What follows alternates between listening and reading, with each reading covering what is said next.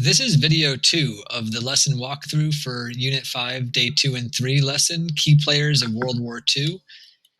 In this lesson, students are going to discuss what they've learned about their different World War II leaders and then take what they've learned and apply it to a couple of questions. So make sure to delete these slides before sharing with students. And it continues to be the same focus question and objective as the last lesson. As you start, you just want to have students review what they've learned, and then you're going to have students share out. There is a group debrief note-taking Google Doc in which students can take notes when they're listening to each other, and it's available in the slides as well as in the Grade 8 Unit 5 student workbook for the Passport to Social Studies, and the link to that workbook is available in the video.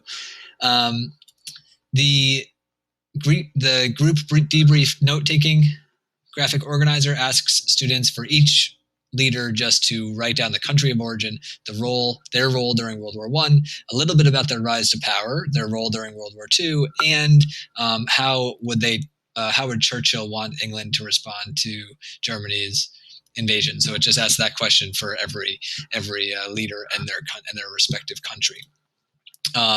Alternatively, if you're not interested in doing the group debrief note-taking Google Doc, you can use a mind map option. So this is great for students who don't really want to be taking notes in a formal setting. It's a little bit harder to assess, especially remotely. But it does give students a little more freedom. And so there's a sample of a mind map on the screen. You just put the names of the 5 leaders, and as people are talking about each one, students would be jotting down the key details. It can take a little bit of guidance. It can take some guidance or none or a lot, depending on what you want for your classroom. So at the end of it, students should try to have just as much or more information than as if they were taking it in a graphic organizer. Once the discussion is over, you would be reviewing the events that lead up to World War II. And so this is a kind of a lot of timeline, sort of teacher-led history lesson. And to support you in this, you can check out my student-facing video in which I go over these important events of World War II, and you can give that video to students, or you can lead it yourself, or adapt these slides in any way that you want for your class. So go over these slides with their important events, and then students are going to take what they've learned from that timeline, pick one event from the timeline, and write an imagined conversation between two of World War II's leaders. So that's why it was so important for students to take a look at this question: how would the leader want England to respond to Germany's invasion of Poland? Because that's how Churchill would have responded, or that was his perspective on one of the events of World War II.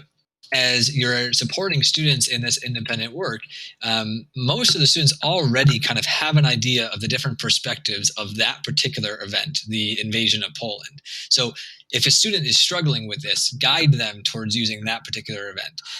But if a student wants a little bit more of a challenge, they can pick any event of World War II and any 2 leaders, and just see what would that conversation be? Would it be an argument? Would it be a plan, an agreement, an alliance? What would the conversation look like? At the end, you're just going to do a quick check, wrap up of what people have learned.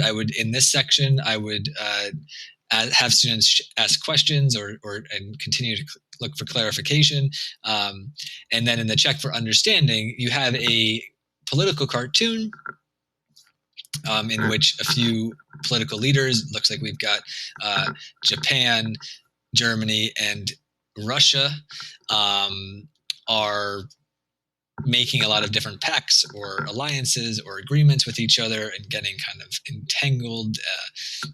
And so, this is a creative way to check for understanding about the relationship between the different World War II leaders.